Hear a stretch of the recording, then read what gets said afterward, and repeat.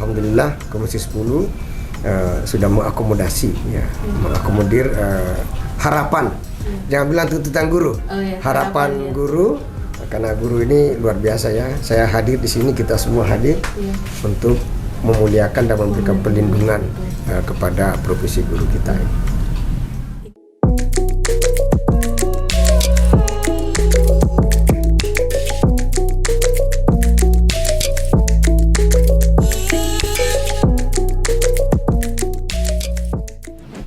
Hai, balik lagi bersama saya Natalia Lorenz di podcast jpnn.com. Kulik terus, jangan kasih kendor.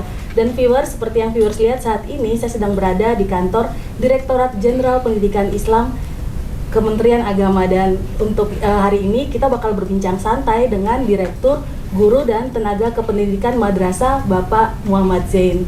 Halo Pak, apa kabarnya Pak? Baik, alhamdulillah. Assalamualaikum. Waalaikumsalam. Sehat ya Pak ya? Sehat, alhamdulillah. Ini Terima maaf kasih. nih, kami mengganggu di sela kesibukan Bapak mengurus guru madrasah. Ya. Dan saya langsung aja nih Pak, terkait perkembangan guru madrasah yang menuntut untuk mereka bisa mengikut rekrutmen P3K, perkembangan terbarunya gimana nih Pak? Ya. Terima kasih Mbak Natali, dan semoga ini adalah kesempatan yang sangat baik untuk saya mengintroduce atau menyampaikan sesuatu kepada publik, terutama kepada guru-guru madrasah kita di seluruh Indonesia, bahwa memang perkembangan terakhir mengenai pengangkatan P3K guru madrasah, jadi kota yang sudah pasti yang dari BKN seperti yang kita lihat semua dari Menpan RB juga adalah kita sudah mendapatkan kota 9.640 sekian itu, dan ini memang kuota P3K guru madrasah XK2 2019. Nah, untuk itulah maka teman-teman guru seluruh Indonesia dan asosiasi guru juga meminta kepada kita agar memberi tambahan kuota.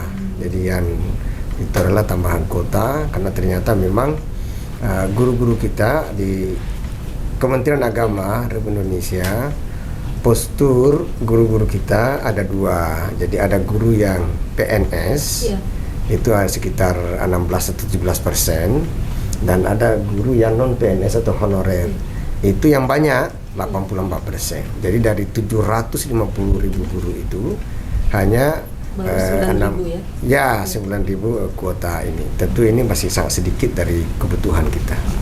Dan untuk syaratnya gimana Pak? Karena kan saya membaca ada beberapa guru yang masih menunggu persyaratan dari Kemenak, seperti apa sih untuk rekrutmen P3K ini? Ya sama aja dengan regulasi yang ada kan, bahwa itu kalau kami sederhana, umpamanya pertama harus mereka dipastikan itu terdaftar di Simpatika. Jadi untuk khusus guru madrasah kita memiliki data Simpatika. Nah, Simpatika itu semua data tentang guru, ada guru madrasah ada di situ, tentang namanya, di mana mereka mengajar, tempat tugasnya, tempat tanggal lahirnya, kemudian kepangkatannya juga, bahkan nomor HP-nya.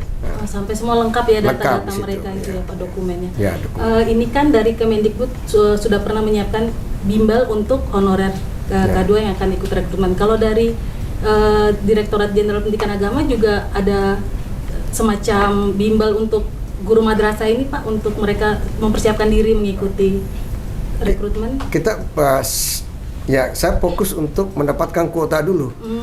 Karena kalau 9.000 tadi, kuota yang 9.000 itu baru SK2, dan itu pemberkasan.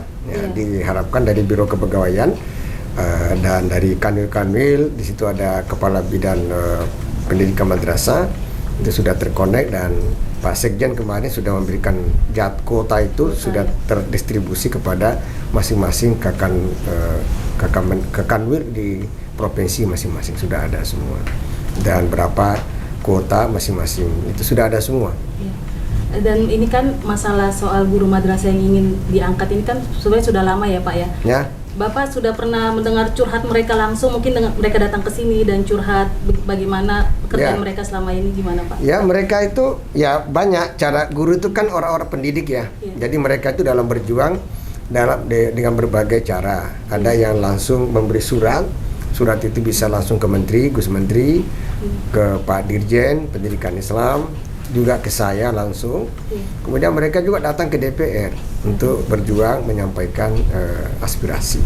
Tapi yang menarik bagi kami, guru madrasah ini tetap santun, sangat beradab dalam menyampaikan pikiran-pikiran mereka. Dan baru saja minggu kemarin mereka datang ke sini untuk menyampaikan bukan hanya curhat, permohonan. Nah, dan saya minta kepada mereka, saya minta agar mereka jangan sampai mogok mengajar, karena mengajar itu adalah panggilan jiwa.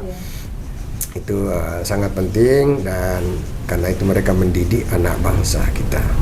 Oleh karena itu saya pikir dengan segala bentuk-bentuk perjuangan mereka lakukan, dan mereka punya asosiasi juga. Ada asosiasi, ada perkumpulan, ada Ikatan Guru Indonesia, semua menyampaikan. Bahkan mereka juga sudah sampai ke DPR, Komisi 10, pokoknya begitulah cara berjuang mereka menyurat. Tetapi itu kebutuhan. Kalau curhat mereka gimana Pak? Bisa diceritakan? Curhatnya begini. Contohnya mereka ada yang mungkin sampai menangis karena sudah lama mengajar gitu. Ada dari berbagai wilayah, dari Jawa, luar Jawa. Pak, kami ini membutuhkan pengakuan dari negara. Tolonglah kita ini, karena kami ini sudah 18 tahun mengajar. Kami sudah 12 tahun. Makanya mereka ini, kalau inilah solusi dari pemerintah tentang P3K ini. Karena P3K adalah guru-guru yang bisa diangkat menjadi pegawai dengan kontrak kerja itu bisa di atas 35 tahun. Nah, kalau skenario CPNS itu mereka tidak bisa, karena menurut undang-undang usia paling tinggi maksimal 35 tahun. Nah, ini saya pikir solusi pemerintah sangat bagus. Dan mereka ingin pengakuan. Maka mereka bilang, Pak, kami bukan kami datang untuk mendapatkan pekerjaan, karena profesi kami sudah sebagai guru, dan itu sudah 18 tahun, 20 tahun. Jadi kami datang pengakuan, ada kognisi negara. Mereka kepengen negara menyapa dan hadir. Dan adakah daerah prioritas, mungkin dari 9.000 itu daerah mana yang paling banyak guru madrasah yang akan mengikuti rekrutmen P3K? Kebetulan itu di selatan malah itu. Ada 2.000 kotanya, karena memang mungkin waktu pemberkasan sebelumnya belum terangkut. Jadi semua sudah kebutuhan. Mengenai pengangkatan P3K ini, kami sudah menyurat ke Komisi 8, Komisi 10, dan Pak Dirjen sudah dengar pendapat dengan seluruh fraksi di Komisi 10 kemarin, dan alhamdulillah Komisi 10 sudah mengakomodasi, mengakomodir harapan. Jangan bilang tuntutan guru, harapan guru, karena guru ini luar biasa ya. Saya hadir di sini, kita semua hadir untuk memuliakan dan memberikan perlindungan kepada profesi guru kita ini. Ini kan 9.000 yang akan ikut ujian Pak. Belum bisa dibilang belum tentu semua bisa lolos dari ujian ini Pak. Sudah ada langkah antisipasi belum dari direktorat ini, kalau nanti seandainya ada yang tidak lulus, kan mungkin protes atau merasa tidak puas, itu ada antisipasinya nggak sih Pak? Ya, kalau kami sih, kalau kuota itu kan masih sedikit ya. Dan yang antrian di belakang itu lebih 512.000. Masih 512.000. Jadi tentu pimpinan sudah memberikan estimasi bagaimana prosedurnya. Tetapi ini kan lebih kepada pemberkasan. Memang sih di dalam tes CPNS, bahkan juga dalam tes-tes yang lain untuk guru atau pengangkatan pegawai di Kementerian Agama, memang ada tambahan konten. Termasuk yang kita usulkan kemarin, untuk termasuk kepada guru-guru agama yang lain, itu ada konten moderasi beragama, dan itu sangat menentukan, karena ini adalah visi Gus Menteri sekarang ini, bahwa moderasi beragama dalam artian kita harus mengokohkan persaudaraan sesama agama, persaudaraan sebagai anak bangsa, dan persaudaraan sesama manusia. Jadi ini Gus Menteri, trilogi persaudaraan ini beliau betul-betul konsen, dan kami bawahannya di bawah ini akan mengimplementasikan kebijakan-kebijakan Gus Menteri. Dan oleh karena itu tentu dalam rekrutmen P3K ini ataupun CPNS lainnya, kalau ada tahun ini, konten ataupun poin tentang moderasi beragama menjadi penentu kelulusan. Pak Jain, ini target yang Bapak tentukan untuk mengangkat semua, untuk membantu guru madrasah ikut dalam rekrutmen PPK ini seperti apa dan upayanya gimana Pak? Ya, jadi pertama, jadi kita ini kan mengusulkan sesuatu kepada pemerintah berdasarkan kebutuhan. Dan tadi saya sudah sampaikan bahwa sesungguhnya yang sangat membutuhkan CPNS dan pengangkatan P3K adalah Kementerian Agama. Karena kami ini 80% dari 750.000 guru itu adalah tenaga honorer. Ya. Dan inilah sebagai pilar proses pembelajaran dan kualitas pembelajaran kita dari madrasah. Nah sekarang di tengah pandemi COVID-19, nah ini kan guru-guru yang mengajar di madrasah swasta, itu kan harapannya kepada yayasan. Nah sebetulnya pemerintah kalau menyapa ini dan memberikan kuota yang signifikan berdasarkan kebutuhan kita sangat membantu guru-guru kita sebagai pendidik di masyarakat kita di madrasah. Nah yang kedua, kami sudah menghitung estimasi kebutuhan guru madrasah sampai 2024. Kami sudah hitung pula berapa guru 2-3 tahun terakhir ini yang pensiun. Jadi ada 12.000 sekian guru yang pensiun. Dan kami sudah estimasi kebutuhan P3K kita untuk madrasah, khusus madrasah ya, adalah 192.008 orang. Dan itu mudah-mudahan bisa terpenuhi sampai 2000. Kalau ada tambahan kuota 2021, 2022, 2023 dan 2024. Kami sudah ada hitung-hitungannya dan alhamdulillah kemarin Komisi 10 DPR RI sudah kami masukkan usulan ini dan sepertinya secara sudah ditulis di dalam kesepakatan itu. Dan semoga ini perjuangan kami ya masih ada langkah-langkah berikutnya, yaitu meyakinkan Menpan RB dan BKN agar sesulit itu Pak meyakinkan Menpan RB dan BKN. Ya, ada proses-proses yang kita harus itu karena pasti mereka akan menghitung estimasi budget, kita juga sudah hitungkan secara detail. Dan hitung-hitungan ini berdasarkan kebutuhan dan kami melihat rombongan belajarnya. Jadi satu madrasah itu sudah berapa guru dan tingkatan-tingkatan juga ada RA setingkat TK, ada masih kami sudah catat semua nih, ada catatan nanti saya kasih catatan. Jadi tingkat RA itu TK berapa, madrasah ibtidaiyah tingkat SD, kemudian madrasah sanawiyah pada tingkat SMP dan madrasah aliyah pada tingkat SMA. Jadi sudah ada semua. Jadi inti dari semuanya ada kami punya kebutuhan P3K guru madrasah 192.008 orang sampai 2024. Sampai 2024. Jadi terserah nanti bagaimana pemerintah dan ketersediaan anggaran yang ada dan Kemenkeu kita juga ini, dan baik Gus Menteri, kemudian Pak Dirjen dan saya semua kita sudah sepakat bahwa ini sebuah kebutuhan. Dan bahkan saya mengatakan bahwa guru madrasah lah yang sesungguhnya yang selama ini menjadi pilar proses pembelajaran dan kualitas belajar di madrasah. Dan kami bersyukur menurut data Bank Dunia dan data di Bappenas bahwa tingkat literasi madrasah sanawiyah secara nasional itu unggul ya, literasinya. Berarti seandainya nih Pak, ini kan harapan Bapak 192.000 itu sampai 2024. Seandainya ternyata tidak tembus sesuai dengan angka itu, ada langkah antisipasinya nggak Pak? Ya tentu, ya kita tentu berharap terpenuhi. Karena bagaimanapun ya secara nasional angka PISA kita tidak tinggi, tingkat literasi kita juga tidak tinggi, belum tinggi. Dan tentu harapan kita harus terpenuhi karena ini adalah persoalan bangsa. Saya berharap bisa terpenuhi. Pak, ini kita masih melanjutkan dengan tadi soal guru madrasah karena ini memang bidang Bapak juga. Ya. Belakangan ini kan juga isu yang berkembang tentang guru-guru yang terafiliasi dengan radikalisme. Ya. Kalau Bapak sendiri pernahkah menemukan hal seperti itu ketika berkunjung ke daerah, dan memang benar apakah ada seperti itu Pak? Ya, kita tidak bisa memastikan angkanya ya. Tapi kalau secara umum, jadi madrasah itu kan moderat. Jadi madrasah ini mengajarkan Islam wasatiyah dan moderasi beragama itu sudah masif. Dan saya pikir ini kalaupun ada mungkin tidak sangat kecil ya. Karena setiap hari teman-teman ini, apalagi pesantren ya, itu luar biasa. Mereka sudah ini. Saya kebetulan masuk dalam task force radikalisme agama untuk SKB 11 menteri itu, dan ya memang ada kalau ASN ya, ada ASN yang terpapar radikalisme, tetapi untuk madrasah ya tentu ada 1-2 tapi tidak banyak.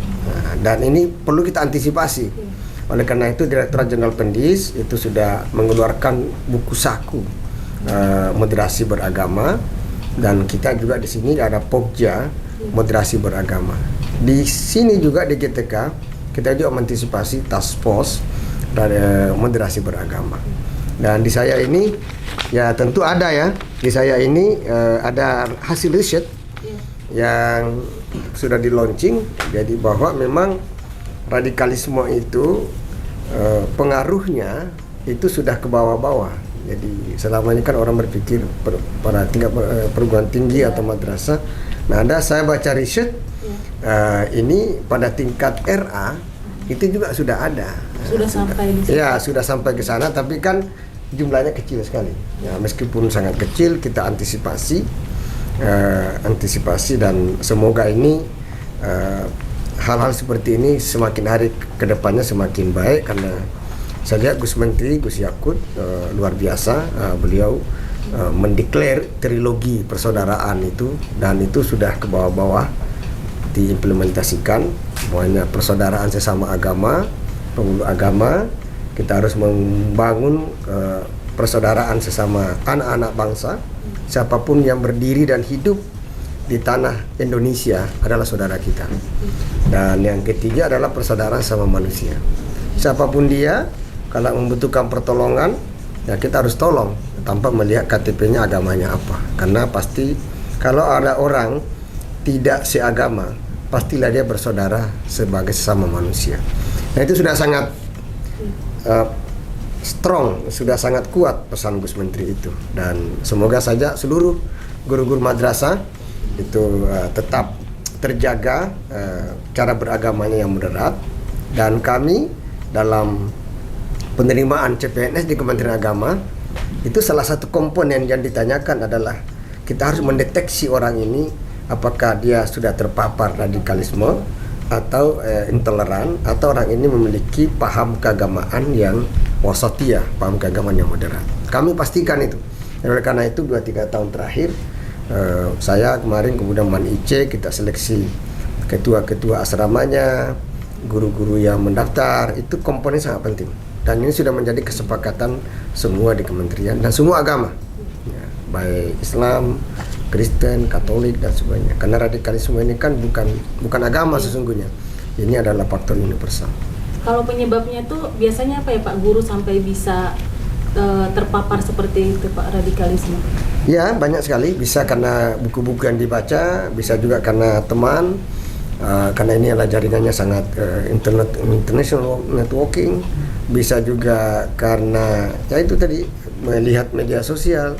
Terkadang juga langsung share konten-konten yang mereka sendiri belum baca dengan bagus. Nah, jadi ini perilaku kita ini universal. Sekarang siapapun bisa terpapar, oleh karena kita harus hati-hati sekali. Dan tentu guru-guru madrasah, insya Allah kita komitmen menjaga Pancasila, NKRI, Undang-Undang 45, itu kita harus jaga semuanya. Dan kami pastikan hal ini kita jaga bersama. Dan kalau kebetulan saya dulu Kepala Pusat Litbang Lektur dan Khazanah Keagamaan dan Mejorisasi. Di sana kita menilai buku-buku konten agama.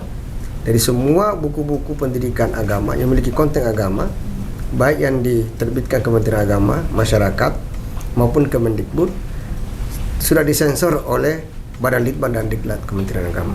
Dan itu dipastikan buku itu tidak ada anti Pancasila, tidak anti NKRI, dia pro NKRI, Undang-Undang 45, kemudian tidak ada hate speech di situ, tidak diskriminatif, tidak ada pornografi dan sebagainya.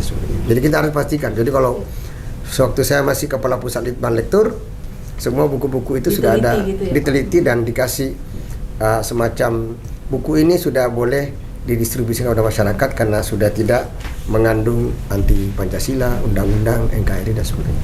Ada daerah yang memang rawan ada guru yang terpapar radikalisme, itu ada daerah-daerah tertentu gitu nggak sih? Saya belum mendeteksinya, tapi saya kira publik sudah tahu, wilayah-wilayah itu, dan kita harus waspada saja, dan ini adalah gejala universal dan tidak kepada agama tertentu, siapapun bisa terkena ini. Kalau ketika Bapak menjadi kepala Litbang itu masih ingat nggak Pak berapa buku yang tidak lolos sensor karena dia mengandung yang hal-hal yang tadi Bapak sebut seperti intoleran kayak gitu? Ya, jadi biasanya buku itu yang masuk 3.000-an ya. 3.000-an, setelah itu kita nilai sekitar 700-an.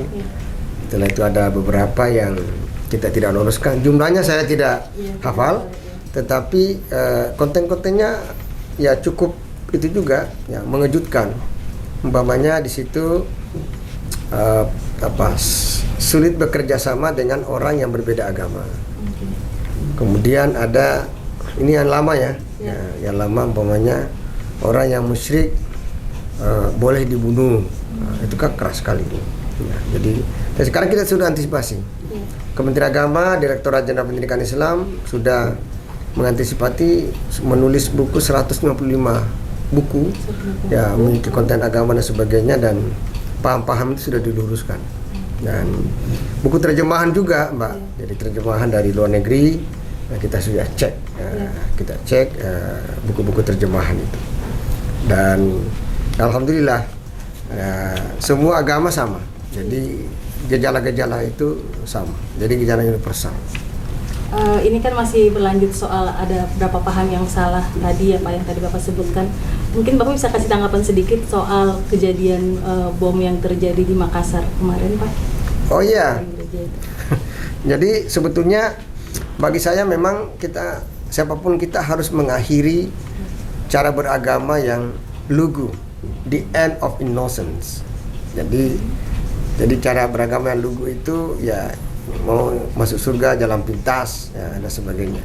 Nah, saya berharap itu adalah sebuah tragedi yang mudah-mudahan sudah tidak ada lagi, dan saya berharap itu kita harus bersama-sama mengawal moderasi beragama ini sebagai sebuah kebutuhan, dan saya berharap bahwa tidak ada agama yang mengajarkan kekerasan, tidak ada agama yang bisa mentoleransi aksi teror, bunuh diri.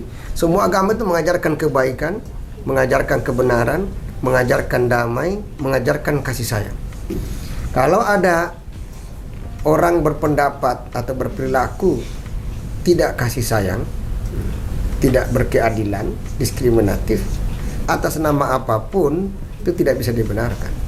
Jadi apalagi bom bunuh diri itu diharamkan.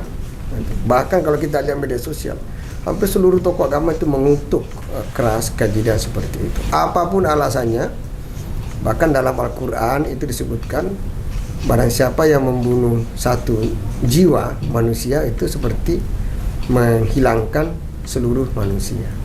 Sebaliknya barang siapa yang menghidupkan satu jiwa manusia itu seperti menolong seluruh jiwa manusia. Jadi ini pesan-pesan moral semua agama itu penting kita sampaikan. Nah, semoga saja ya ini adalah peristiwa terakhir. Apalagi sudah mendekati Ramadan. Orang berkumpul di rumah ibadah itu kan orang-orang baik-baik semua. Mereka itu melakukan kegiatan spiritualitas yang sangat sakral. Ya, sebaiknya sebagai manusia yang sehat secara spiritual itu harus kita hormati semua. Dan saya minta guru madrasah semua sama, dan paham-paham seperti ini kita terus menjadi bagian yang kita harus syiarkan, sampaikan kepada mereka. Pak Zain, seandainya nanti saat rekrutmen P3K ini ada guru yang ternyata terpapar radikalisme, gimana tuh Pak? Calon guru? Ya, calon guru PPK. Ya, jadi memang kita sudah sepakati dalam beberapa rapat dengan pimpinan, dan itu juga dengan lembaga dari kementerian lain, bahwa di Kementerian Agama, guru-guru Kementerian Agama itu sudah sepakat kita bahwa kalau ada yang terpapar atau terindikasi memiliki paham-paham yang intoleran, tentu itu moderasi beragama menjadi faktor yang sangat menentukan, termasuk menentukan dan bisa menggugurkan. Jadi kalau itu memang sudah ada indikasinya dan ada kuat, karena kita juga tidak sembarangan, kan ini hak-hak orang, kita teliti, kita dengan berbagai pertimbangan, ada pertanyaan-pertanyaan khusus, dan kita juga sudah ada treatment tersendiri untuk mengecek. Indikasinya apakah, gimana? Ya, indikasinya orang ini, ya itu rahasia dong. Nanti jadi ketahuan. Ya, jadi ketahuan, sudah ada semua. Bahkan kita itu sudah ada riset mengenai deteksi dini, karena memang kita sudah tahu itu ada ilmunya tersendiri. Jadi bahkan ada disertasi menulis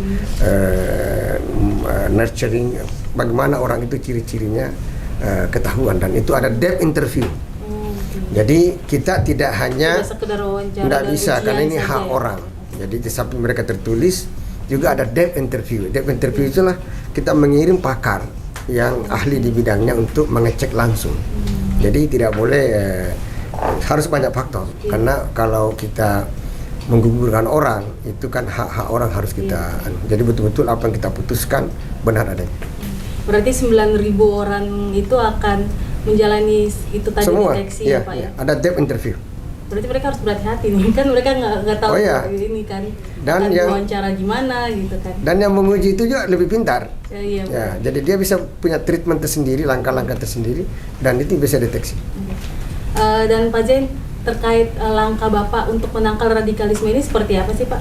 Oh ya, kami sudah berkomitmen dengan Pak Dirjen Pendidikan Islam bahwa kita harus memberi penguatan literasi. Nah, literasi kita ini banyak kan, ada literasi membaca, literasi numerasi, matematik, literasi sains, literasi budaya, literasi agama, dan literasi digital. Nah, salah satunya yang saya lihat lebih ini, kami di sini membentuk namanya Task Force Computational Thinking. Karena dengan cara berpikir bernalar yang bagus, komputasi itu bisa menolong para peserta didik kita ini, bahkan menolong guru-guru kita itu supaya berpikir logik, sistematis, sustainable dan sebagainya. Nah, saya beri contoh begini, kalau orang berpikir komputasinya bagus, computer thinkingnya bagus, itu kalau naik pesawat sudah dapat boarding pass, dia tidak perlu buru-buru naik pesawat, karena dia sudah tahu jam sekian pesawatnya berangkat, saya sudah dapat seat. Nah, tapi kalau orang yang tidak punya pikiran komputasi yang bagus, dia tetap aja nyeruduk masuk itu, karena dia tidak yakin gitu. Nah, ini yang saya maksudkan bahwa betapa berpikir literasi itu penting sekali bagi peserta didik kita. Hanya dengan literasi guru-guru kita dan anak bangsa ini bisa selamat. Karena literasi dan banyak hal tadi yang saya sampaikan. Kalau orang tidak logik cara berpikirnya, gampang sekali dipengaruhi. Nah, ini dengan cara begini kamu masuk surga. Kan tidak begitu. Perlu kerja keras, perbuatan baik, secara kemanusiaan dan sebagainya. Jadi menurut saya ya literasi itu penting menjadi penguatan kepada semua pihak. Kalau kegiatan literasinya seperti apa Pak yang sudah dijalankan selama ini bersama Task Force tadi itu ya? Oh ya, kami itu ada Task Force, kemudian kami juga ada modul-modul. Jadi ada modul pembelajaran pendidikan karakter, ini sudah sedikit lagi sudah selesai.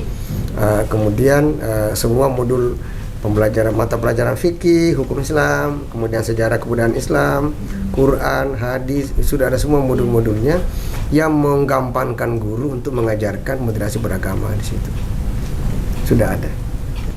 Terakhir Pak, pesan Bapak untuk orang tua agar mereka juga bisa mencegah anaknya terpapar radikalisme ketika mungkin mereka ke sekolah kan belum tentu bisa terdeteksi guru mana nih yang terpapar gitu, sehingga tidak tersebar lagi ajaran yang sama gitu. Oh ya, benar. Ya, jadi peran orang tua sangat penting dalam proses pembelajaran anak. Bahkan di negara maju, orang tua di samping guru sangat penting kehadiran mereka dalam proses pembelajaran, termasuk diskusi. Jadi harus ada komunikasi yang terbuka antara anak dengan orang tua. Negara kita kan development countries, dan kita berharap menurut pakar-pakar pendidikan bahwa keberhasilan anak-anak di madrasah atau di sekolah hari ini, di media sosial, di IoT, Internet of Things hari ini adalah juga sangat dipengaruhi orang tua. Jadi orang tua tidak seperti dulu lagi. Orang tua harus mengecek, harus mendeteksi sendiri perilaku anak, percakapannya, berteman dengan siapa, kan bisa dicek itu, dicek. Jadi tidak boleh orang tua abai terhadap proses-proses pembelajaran di sekolah ataupun di madrasah. Oke, baik, terima kasih Pak Zain sudah meluangkan waktu di podcast jpnn.com. Semoga tugas menyelesaikan dan memuliakan guru madrasah ini bisa lancar ya Pak sampai 2024. Dan tetap sehat-sehat juga ya Pak, kan harus keliling Indonesia ke madrasah-madrasah. Ya, makasih Mbak Natali dari JPNN, dan mudah-mudahan ini bisa didengarkan pada guru. Amin. Bahwa kehadiran kita adalah untuk memuliakan seluruh guru, dan kemudian yang kedua kita memberikan perlindungan kepada guru dimanapun mereka berada. Oke. Terima kasih. Dan untuk viewer jpnn.com dimanapun kalian berada, jangan lupa untuk tetap menjaga kesehatan dan saksikan podcast JPNN pekan depan bersama saya Natalia Lorenz.